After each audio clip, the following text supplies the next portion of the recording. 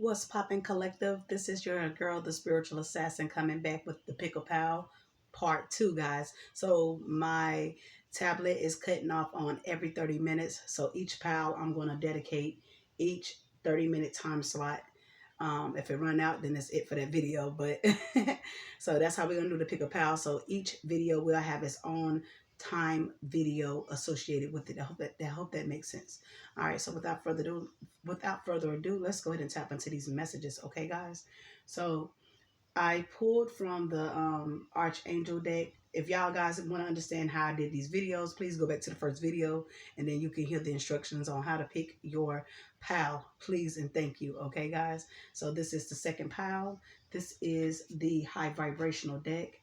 This deck is associated with Libras and someone who has Venus in their birth chart. You do not necessarily have to be a Libra. You can embody this energy. Remember that, guys. I do say things like he and she because of the face value of the cards. Remember, energies are interchangeable. So now that we have that out the way, let's continue to get to the messages. So your angels are asking you to ask for help from others. So if you're needing help with anything, guys, I need for you to ask for help from others. Closed mouths don't get fed, okay, guys? And the stone that's associated with this pal is Tiger's Eye. I'm still learning my stone, so please forgive me if I get the names mixed up, but I believe this is Tiger's Eye. And I'm still learning, so when I get to learn more about them, I'll give you guys more knowledge on what Tiger's Eye do. I'm going to go off intuitively. Tiger's Eye protects you from any ill will, harm, anything that's stopping you from getting to your destiny. You are enlightened by the Most High. Like, I know it's connected with Ra. So I feel like that Ra is protecting you is what I'm picking up. And then Lapis Lazuli was for the first pal. This is helping anyone out that needs to open up their third eye is what I'm picking up. So I'm just intuitively going off messages, okay, guys? Okay, so bear with me if I don't know everything, but I will be doing more research on that as well. But let's get back to our messages, okay, guys? So with the Libras, you guys are extorted, cozy, and you guys are really actually friendly people. These signs are often concerned with attaining balance, harmony, peace, justice in the world. With the vast, what I want to say, with their vast stores of charm. So you guys basically store charm, intelligence, frankness, persuasion, and you guys are seamless, creative. You connect very easily with source. You guys are very equipped in everything that you do. Yeah. Your scales are balanced. You bring balance and reciprocity back to your energy. You are the judge. You here to to bring like it says, justice, peace, harmony, and balance. And then with the Venus energy being here, so some of you guys, like I said before, I have Venus in your birth chart, and Venus deals with the knowledge and wisdom of how to love, as well as how to articulate or appreciate. I'm sorry, as well as how to appreciate the material things we possess, such as rules, beauty, grace, and charm. Venus also influences our reciprocity. I say that all wrong. Receptivity. Excuse me if I say that wrong. I'm gonna say it one more time. Receptivity. Okay. Receptivity to love and attraction. She allows us to appreciate and feel appreciative by others. So Venus represents love, beauty, rules, grace, and charm. All right, guys. Excuse me if I fumble that up. Hell, we just being us, right? We'll get it together. All right. All right, guys. So let me pull these in to get these out the way now that you know. And I just want to show you the cards that came out the deck when I did it. This is Venus. This is your angel. And this is Libra. And this is the goddess that we're going to be discussing today, guys. The goddess that we will be that's guiding me with this message is Pet Neith. Okay, guys. So without further ado, let's tap into what Pet Neith has to say. Well, it's not Pet, it's Neith. Pet is the family that she's a part of. Okay, so let's go.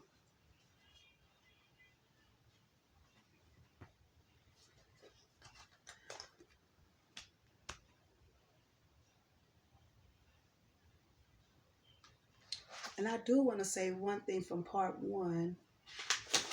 I read about the goddess Nephhet, and she is the family of the sun.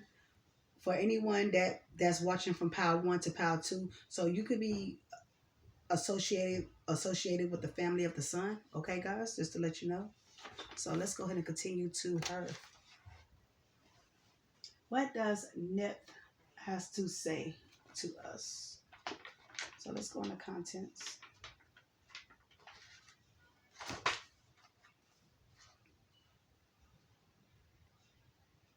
Nep. Here we go. 76.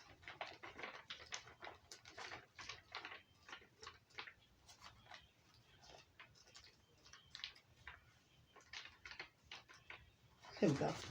All right, so let's go ahead and tap into these messages, guys.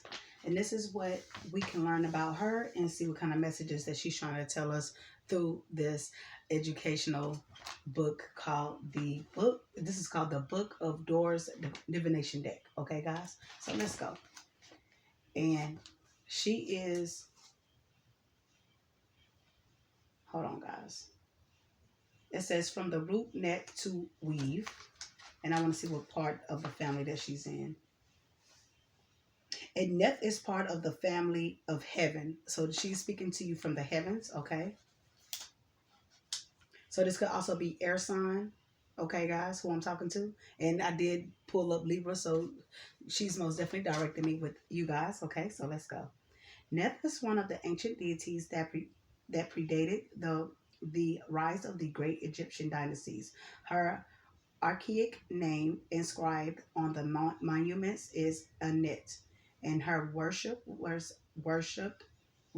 widespread across Egypt, but centered in the ancient capital of the fifth nome of Lower Egypt called Sais, the same temple where Pythagoras was initiated.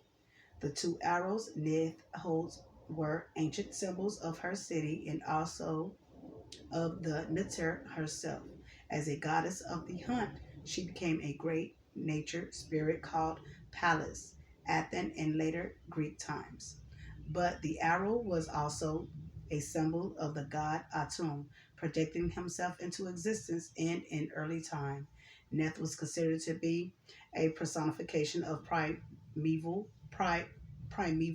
watery mass out of which the sun emerged. She was the great lady who gave birth to Ra, who brought forth in primeval time.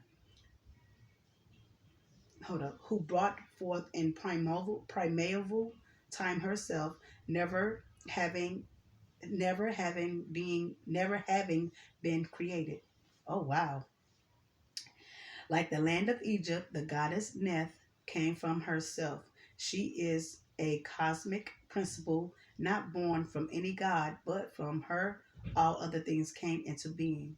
As a universal mother, she assumed the form of the vulture, Mut, and having brought forth Ra from herself, she was considered to contain both and male and female principles within herself. There are passages in the Egyptian text that refer to her great magical powers, which gives birth to the sun daily and which protects and preserves the souls of the dead in the Duat. At a certain period in her history, she is called one who was to goddess what Ra is to gods. I was just thinking about that. Is that the our mother? Oh my God. I never knew. This is beautiful. All right, let's continue. The sign Neith wears on her head has been identified as a shuttle, and her name derives from the root netet, to weave. She is a goddess of weaving, and her shuttle refers to the crossing of mating of energies, which brings a new quality into existence. In the respect, Neith could be seen as the weaver of the universe, connecting all in the wrap and weft of her infinite tapestry. This process of weaving also links her with the Greek Archerin, the spider, goddess who spins the world into being. This weaving or crossing of energies is the basis of occult teachings about the etheric body, which consists of fine energy threads or lines of source. That light is the archetype upon which the dense physical form is built.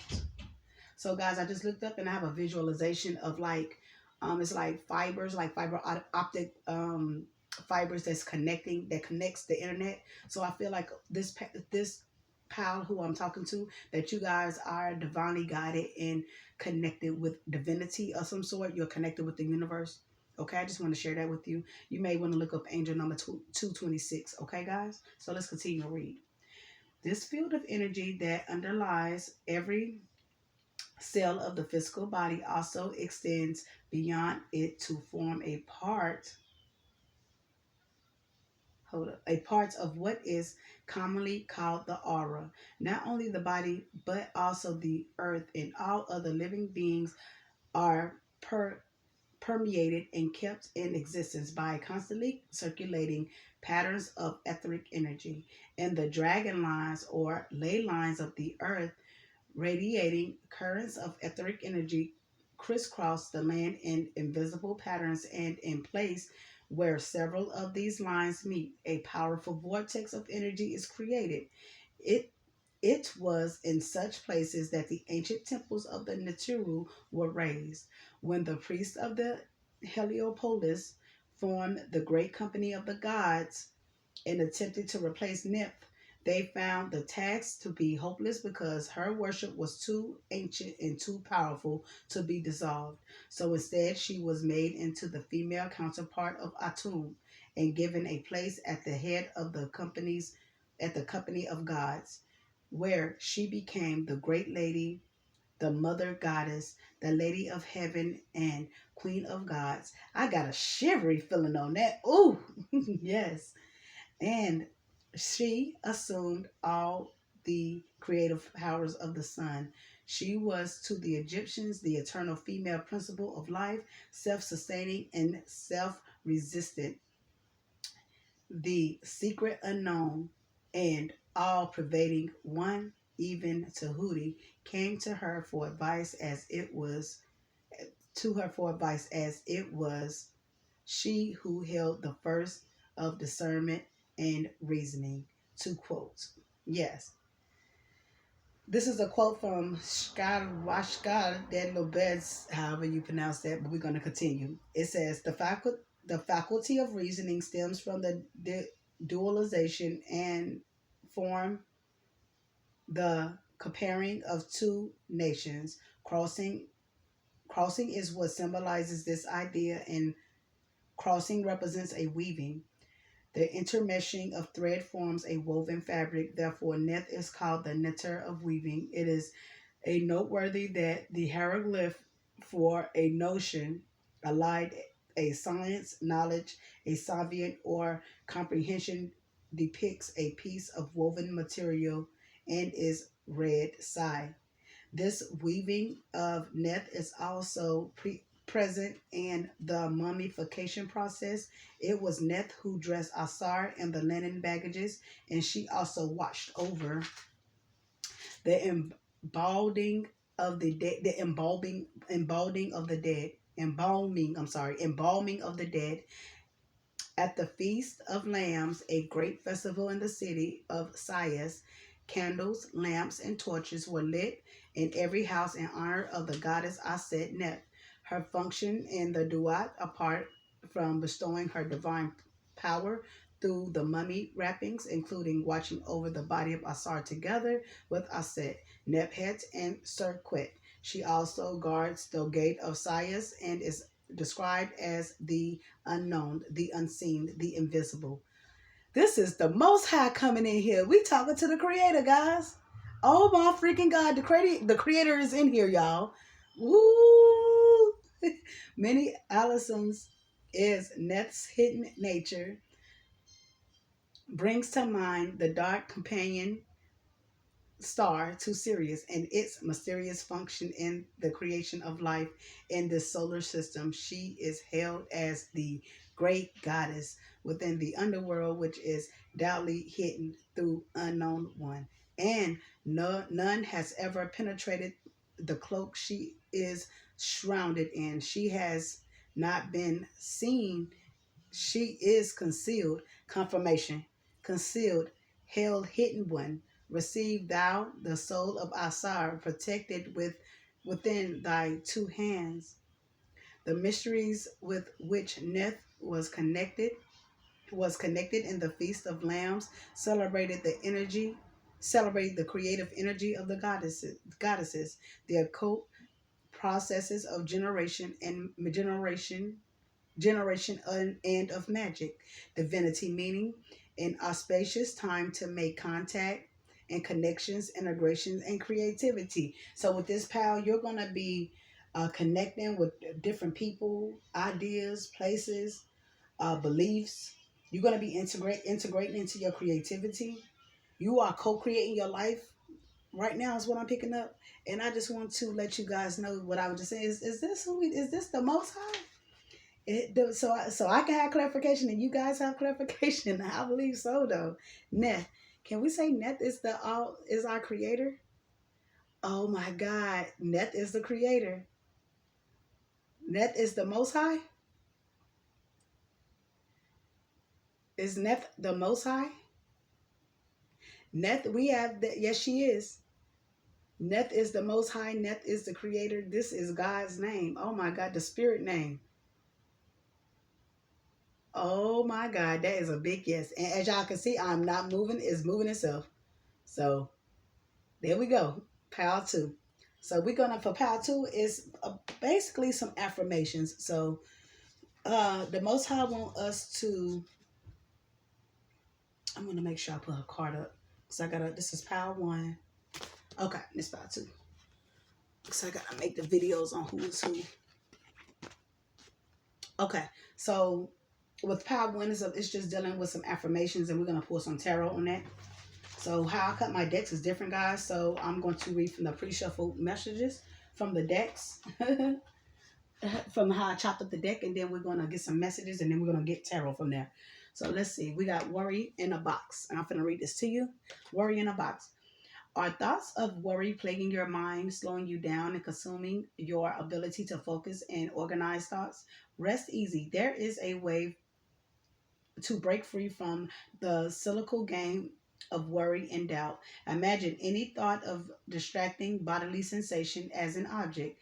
Turning those thoughts into objects creates separation from what is real and what is merely a figment of your imagination, a result of past conditioning. Now, with those thoughts in hand, put them in an imaginary box.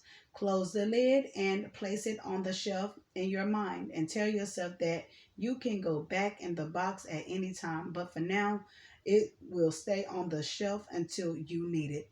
Okay, guys, and at the bottom of that deck is animals. So you guys need to connect with animals here. And it says, animals are always a high vibration. They are not concerned with life's details. So hold your cat or dog, talk to your bird or guinea pig, learn from them. If you don't have a pet, then borrow a neighbor's pet. Let's get to the next pile.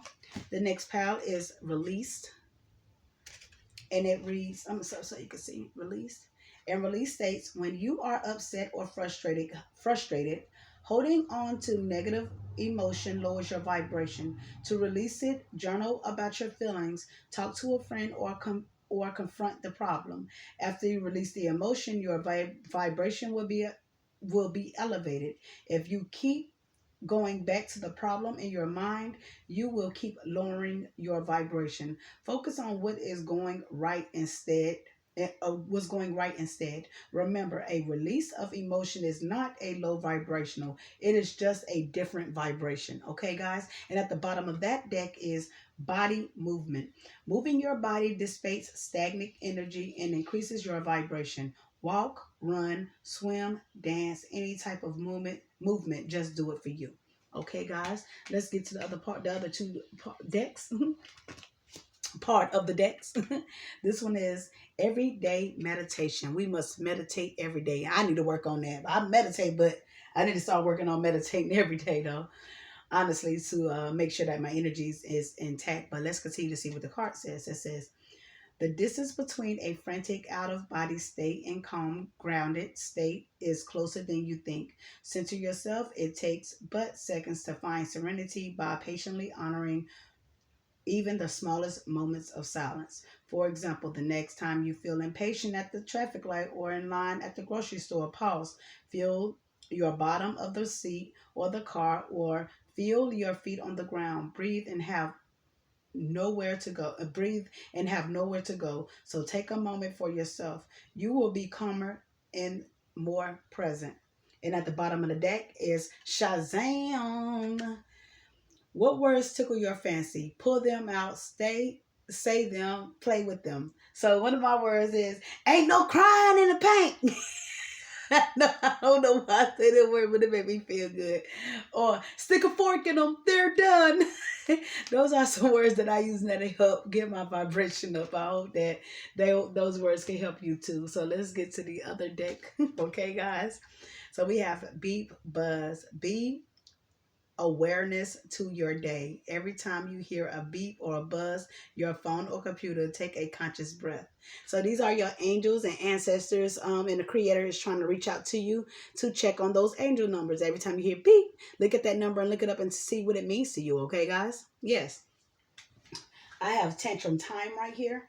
And tantrum time is punch or yell into a pillow, stomp your feet, get on the floor and start kicking and screaming. Having a tantrum moves and releases your energy so that it is not stuck and weighing you down. Afterwards, you will feel lighter and ready to move forward. Sometimes you need to take a tantrum moment. You need to oh, yeah, you know what I'm saying? We might have to do that every once in a while. So you can release that stagnant energy that's in you so you can move on to your day, guys. Because we don't want to be stuck like that all day. And, who wants to be in a low vibrational energy when we can always vibrate high? Hold on. Let me shuffle these up. Good, better. Now let's get some messages from this deck before we move on, because those was just pre-shuffle messages. So what are the messages? Let's go one more time. I love these affirmations, and they're gonna tell you how it's supposed to be. they don't sugarcoat nothing, so I like them. Let's go. So yeah, this says rock the mantra. How are you feeling right now? Repeat the words I rock 20 times in conviction. I rock, I rock, I rock. Notice the energetic change. So make you a mantra that really stands out to you and get you to move, okay? So can I get two more? Okay. Body movement. Yeah, they want you to move that body, guys. That came back out, so they do want you to move that body. It's time to move that body. Move that body, move it, move it, work that body, move it, work that body, move it, move it. There we go, creative expression. So creative expression came out, and it says, today spend some time in the creative energy. What is that for you? Drawing with crayons, drumming on the table, thinking of a story to write, working in the garden, redecorating your home, flower arranging, having a tea party with your kid, designing a new outfit, taking a photograph, singing, zen doodles, poetry, planning a trip, making jewelry, sketching, playing music. Look for shapes in the clouds. That is creative expression, guys. That's one way to get more into your creative side.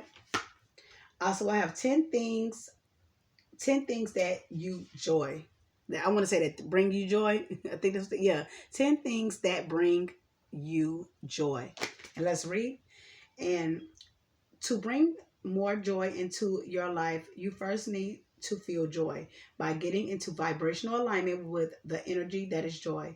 To get into alignment physically, feel joy no matter your present state or circumstance. To physically feel joy, think about or write a list of 10 things that bring you joy.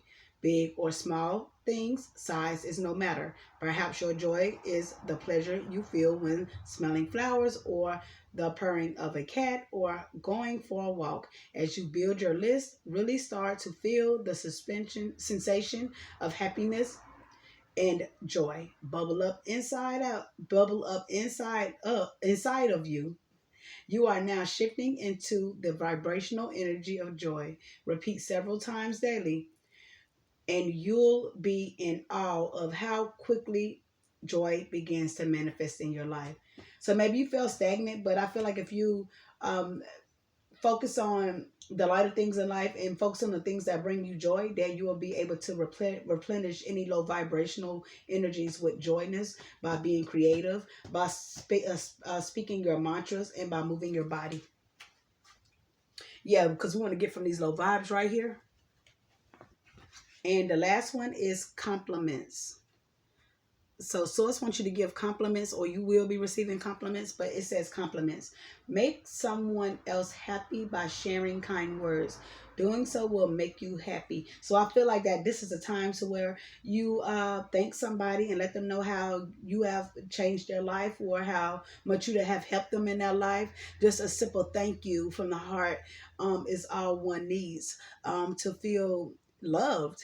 That's what we're supposed to do, give love. And while we are saying this, I give love to you, collective. Thank you for letting me be the ability to deliver these messages to you guys. You guys are very special to me, and I want you to know how much loving and caring that I love delivering these messages. And I hope that you love and care that, or you are loving and caring and accepting these gifts.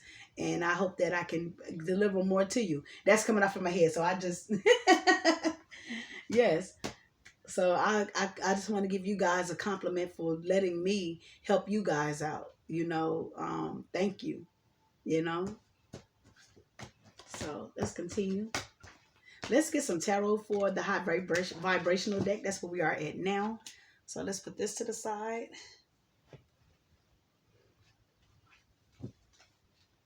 Let's see what's going on with this high vibrational deck.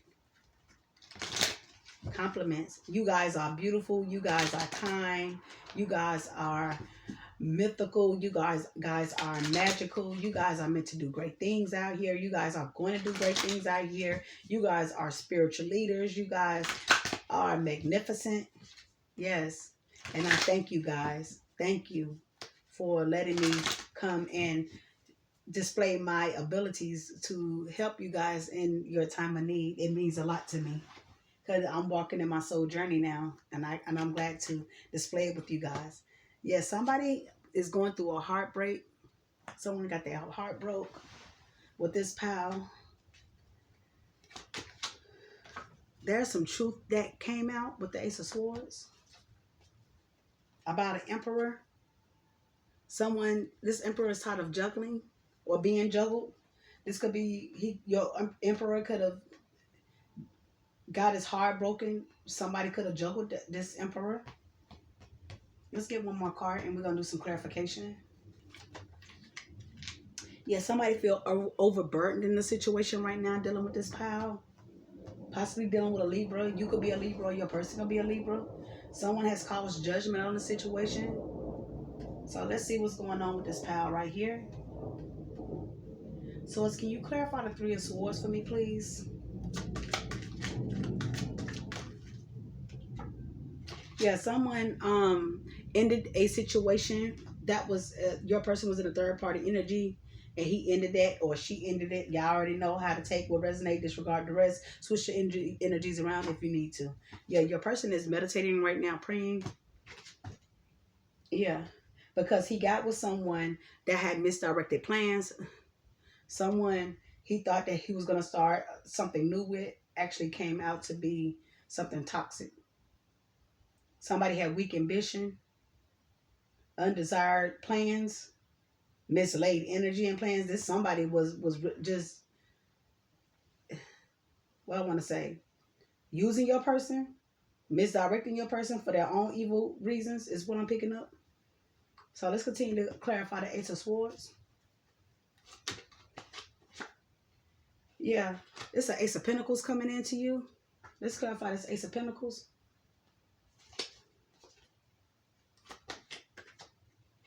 Okay, so your person chose to, they thought this person was the truth that they was with.